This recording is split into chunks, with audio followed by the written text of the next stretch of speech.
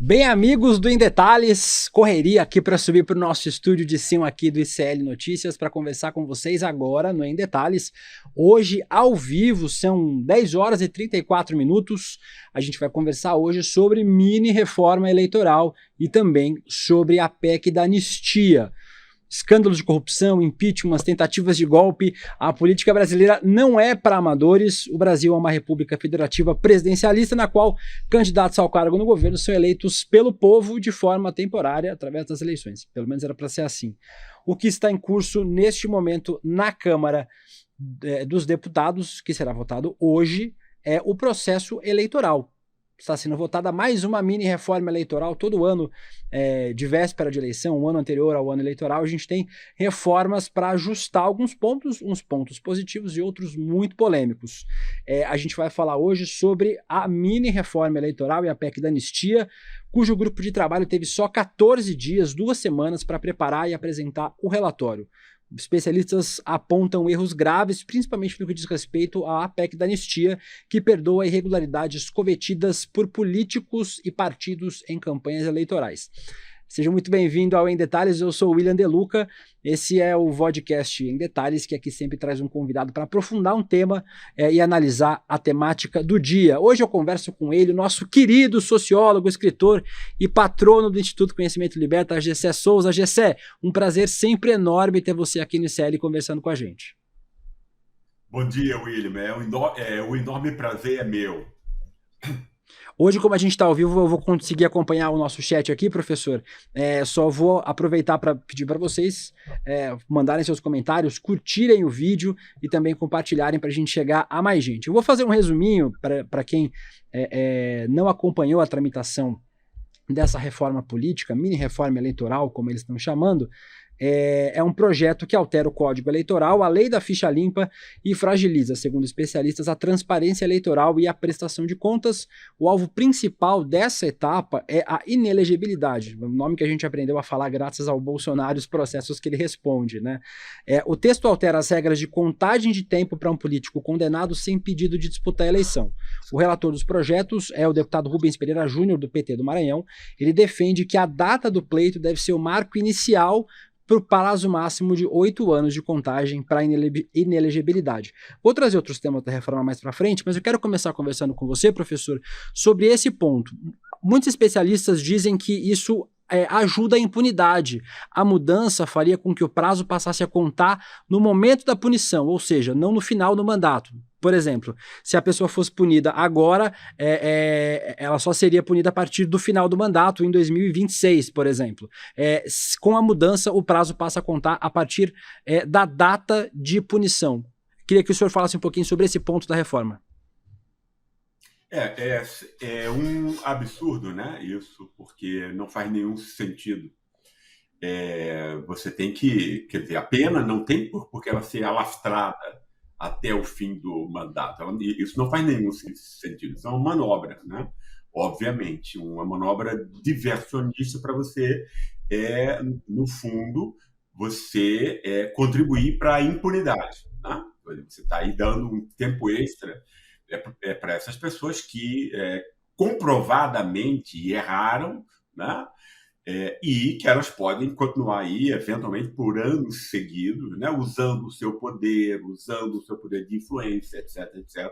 Né? Isso, obviamente, é um cerceamento da justiça e da atividade, enfim, de você punir, né? Quer dizer, quem pratica mal feito. Então, eu acho que essa é uma novidade ruim, né? Porque ela contribui, né? Ela contribui para a impunidade e ela também estimula, né, que a pessoa possa continuar usando do seu poder político, etc., para auferir vantagens, né? Deixa eu aproveitar, professor, para agradecer ao nosso chat aqui que está acompanhando ao vivo Em Detalhes hoje, a Mariana Correia, a Mari Pérez, o Cláudio Colgo, a Tatiana França,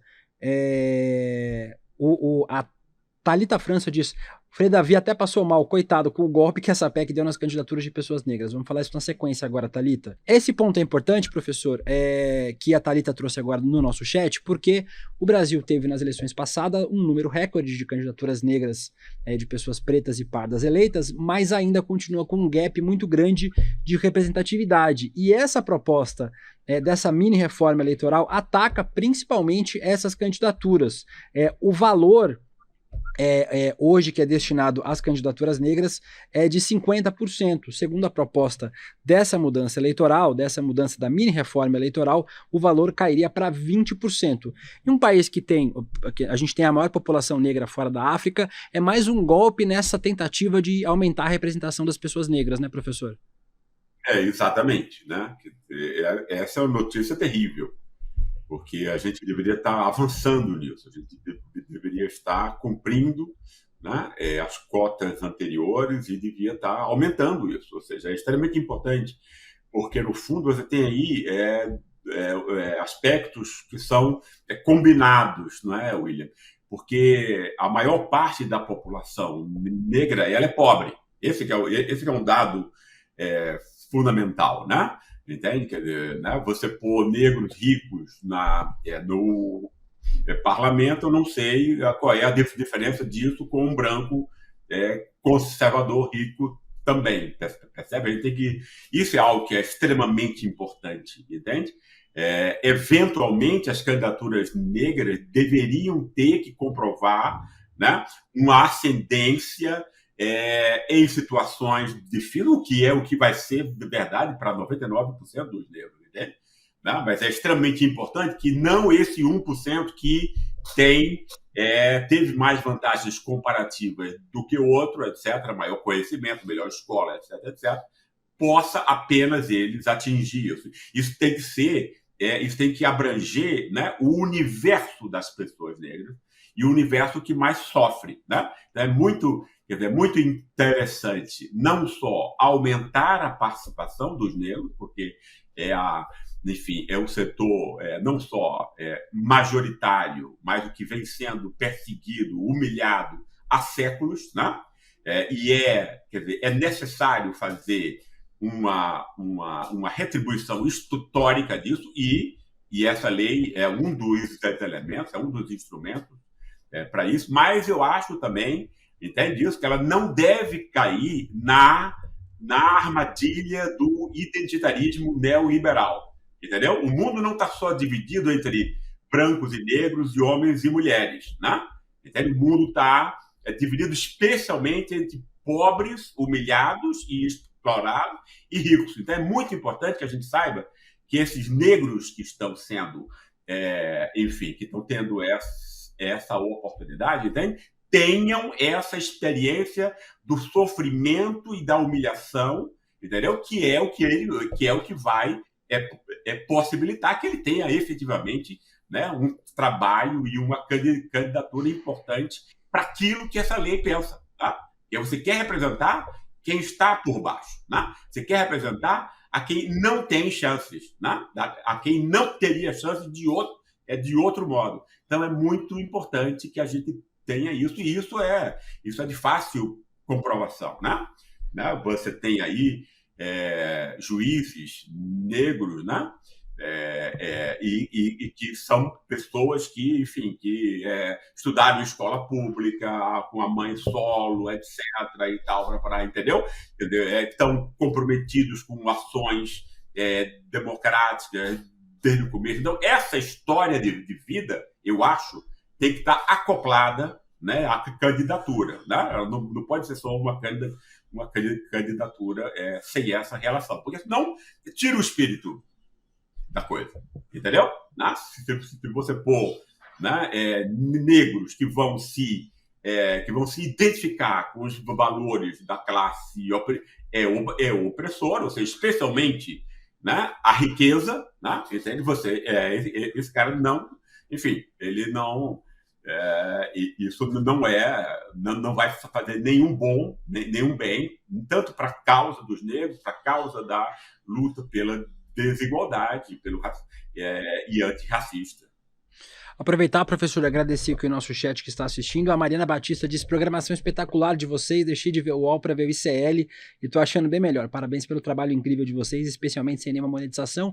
A gente agradece você, Marina, e todo mundo que assiste aqui o nosso ICL Notícias. Lembrando que vocês fazem ICL com a gente, então comentem aqui no chat, curtam o vídeo, compartilhem para mais gente estar com a gente nesse projeto de transformação de mídia independente de verdade. Professor, um outro ponto importante dessa reforma, que também tem sido criticado por muitos especialistas, é sobre a mudança das candidaturas femininas. Vou explicar para vocês como é que funciona hoje. Hoje, a lei restringe o rol de vítimas de violência política às mulheres já presentes na política. A mudança da lei é uma mudança positiva, amplia o rol de violências para pré-candidatas que sofrerem qualquer tipo de violência. O problema é o outro ponto da mudança, professor. Hoje, partidos e coligações devem preencher o mínimo de 30% de candidaturas, e aí, com a mudança da reforma, estabelece que a cota mínima de 30% das candidaturas sejam de federações, definidas pelo total e não somente pelos partidos. Na prática, reduz a participação feminina, a obrigação dos partidos de ter participação feminina, o que nesse contexto que o professor explicava para a gente, de falta de representatividade de pessoas negras, de mulheres, é mais um problema nesse nosso problema de representação, né, professor? É algo terrível, né, William? Quer dizer, a gente está aí num país que é um dos países mais machistas e sexistas do mundo, né? Ou seja, existe um racismo estrutural contra as mulheres, né? Entendeu? Ou seja, você tem aí um ódio contra as mulheres que é silencioso quase sempre, etc., mas que une, né?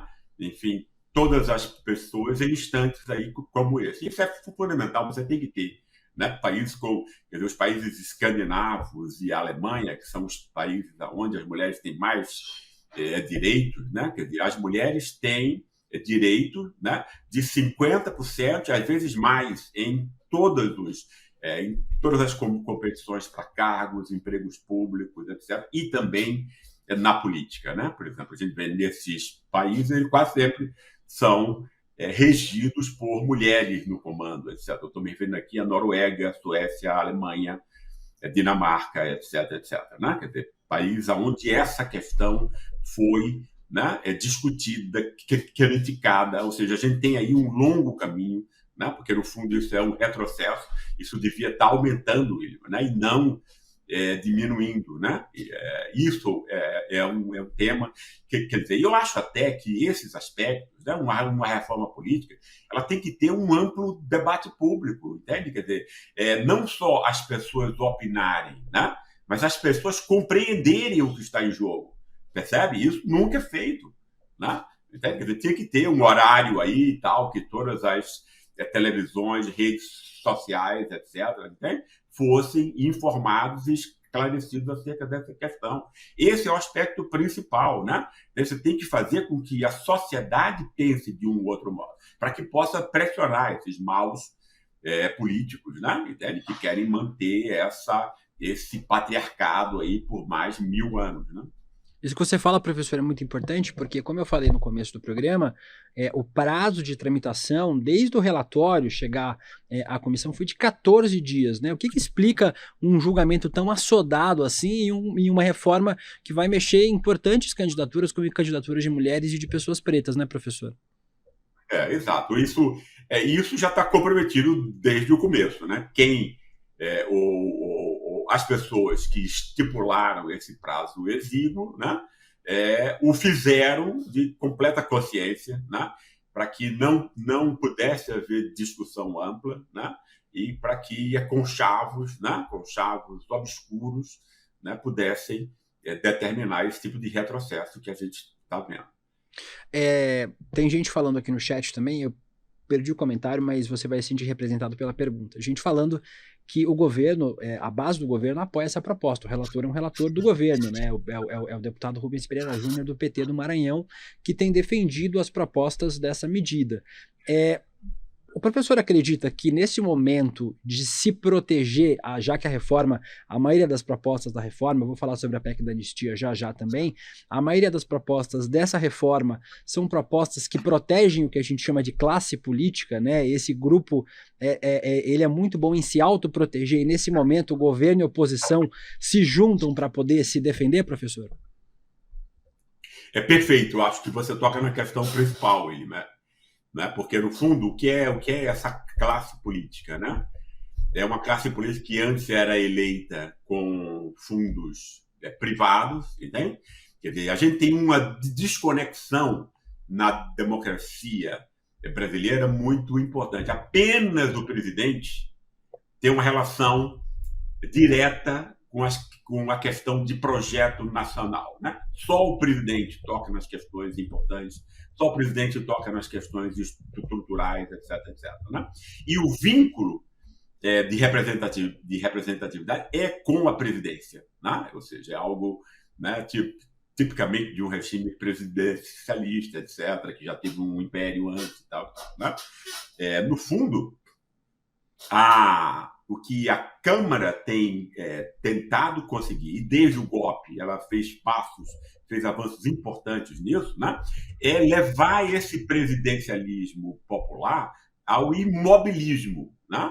Ou seja, para que o Congresso seja uma casa que simplesmente homologa, né, aquilo que a Faria Lima manda que o pessoal faça, ou que o agronegócio, né, e tal. Quer dizer, no fundo, a Faria Lima, né, está acima do agronegócio, porque é ela que garante os maiores lucros aí para esse pessoal, né? E não à toa, os bancos são não só donos aí de todas as empresas de comunicação, como são também os maiores financiadores. O fato agora de você não ter mais financiamento privado foi substituído por esse parlamento, né, por emendas que você usa para você achacar o governo. Né? Entende? Quer dizer, então, o processo continuou. E isso faz com que haja o quê? Haja uma reprodução dessa classe. Né? Algumas, quer dizer, se você sobra ali, você tem normalmente de 100 a 120 deputados mais progressistas, mas tem 400 ali, né? Entende? Quer dizer, que só tem interesses corporativos, lobbies obscuros, etc. Né? Esses 400 deputados, eles estão aí há 50 anos, William, entende? De um modo ou de outro. Né? A função deles é evitar qualquer mudança importante, né, nesse processo de expropriação de riquezas que está montado entre nós. Obviamente, quando você põe gente nova, mulheres e negros, especialmente, você está ameaçando esse, né, entende? Você está status quo, né? Exatamente, que está aí há 50 anos, entende? Ou seja, é uma reação. Né? Agora, eu acredito, né, que não há saída possível, né, sem que esses aspectos fiquem explicitados para o grande público, percebe? Né? E que haja uma pressão, portanto, popular, forçando o parlamento, né, entende? A ter um outro tipo de atitude. E é muito, muito triste ver que o PT, né, e gente do PT esteja apoiando, né, uma medida tão restritiva e reacionária. Hoje cedo, professor... Exatamente. Hoje cedo, a comissão especial da Câmara dos Deputados que analisa essas propostas todas, houve um adiamento em relação à PEC da anistia, que a gente falou, eu vou falar um pouco sobre ela agora para perguntar para o professor. Os outros pontos da reforma devem ser votados hoje, após passarem na comissão especial, 14 dias de tramitação só, mas em especial a PEC da anistia, foi realizado um pedido de vista. A PEC... ela impede sanções de qualquer natureza, como devolução de valores, multa ou suspensão dos recursos do fundo eleitoral e do fundo partidário. O relator é o deputado Antônio Carlos Rodrigues, do PL de São Paulo, e o deputado Paulo Magalhães, do PSD da Bahia. Durante a discussão do texto, hoje cedo, o deputado federal Chico Alencar, do pessoal do Rio de Janeiro, disse que estava impressionado com a aflição e a celeridade para votar essa anistia.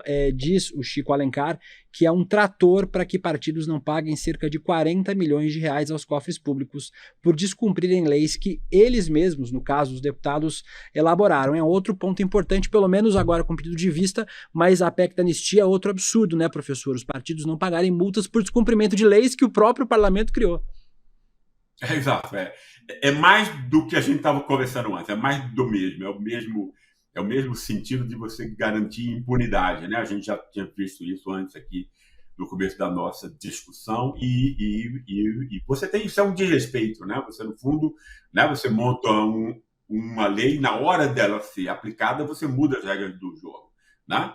Quer dizer, isso é você está enganando, isso é uma fraude, né? Com o público, né? E enfim, isso toca naquela questão que a gente estava conversando antes, ou seja, dessa continuidade, dessa reprodução, né, desse cancro político, no fundo, né, quer dizer, que foi montado entre nós, como tem maioria de votos, né, eles não têm a menor vergonha, né, de fazerem coisas como essa, né, quer dizer, não vai ter, não vão ser punidos por isso, né, sequer a imprensa vai, enfim, vai incomodá-los muito, porque a imprensa só faz um pouquinho, porque a imprensa também é do mesmo pessoal que mantém esses políticos nessa posição, né? Porque eu acho sempre importante, William, a gente perceber o contexto geral dessa coisa, né?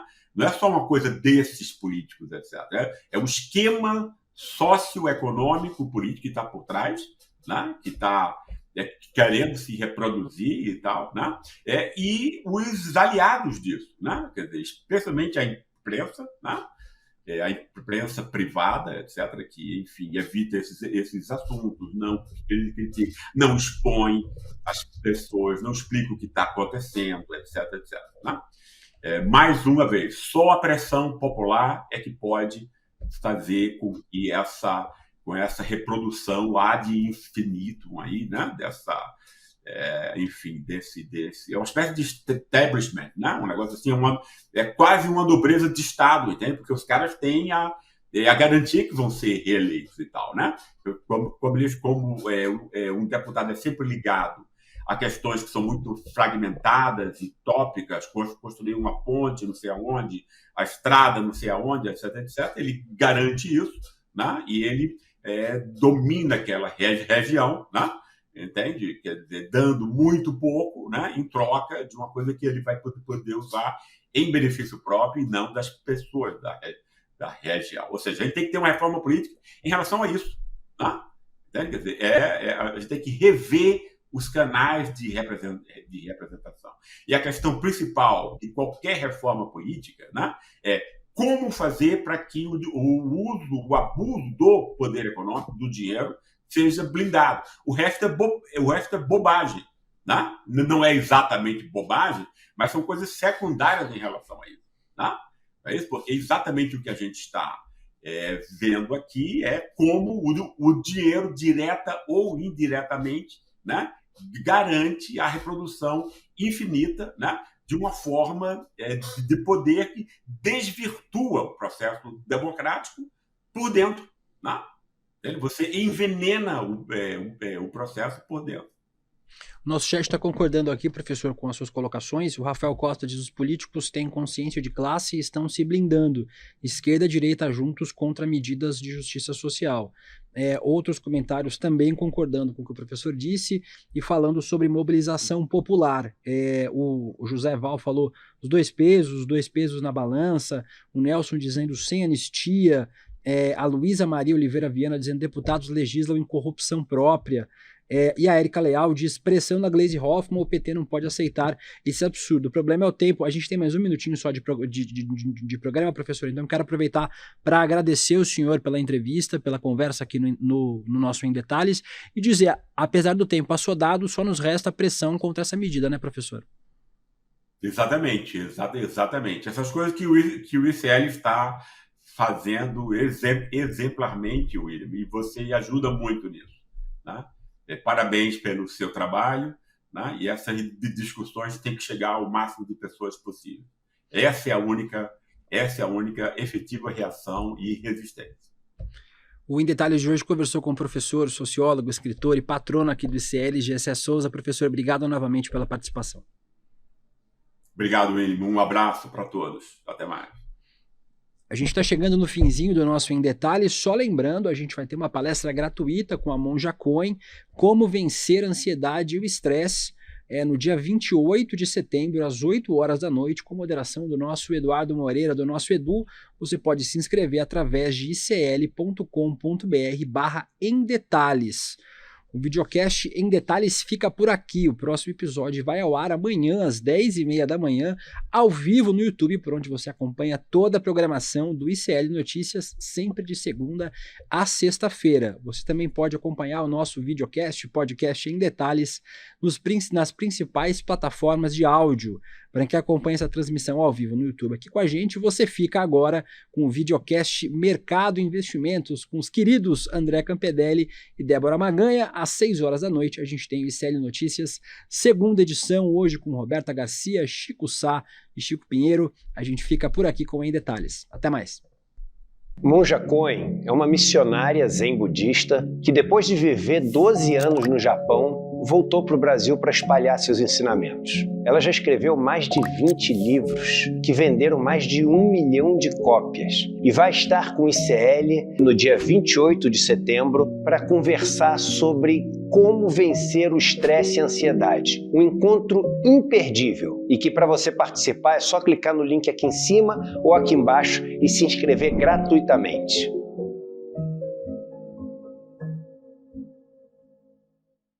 Olá, eu sou o Eduardo Moreira, sou engenheiro civil, estudei economia na Universidade da Califórnia e passei mais de 20 anos no mercado financeiro. Eu queria convidar vocês para assistir o curso sobre economia comportamental. Um curso que tem 8 aulas, com participação de todos os alunos e alunas, e vai trazer até vocês todas as explicações que a ciência hoje tem encontrado para o nosso processo de decisão. Por que a gente toma as nossas escolhas da forma como a gente toma? E como as pessoas usam isso para manipular o nosso dia a dia e lucrar com isso. Um curso fundamental para entender as engrenagens do capitalismo e dos negócios. Vamos lá participar? O curso está 100% disponível para membros e membras da plataforma ICL, o Instituto Conhecimento Liberta. Eu conto com vocês nessa aula.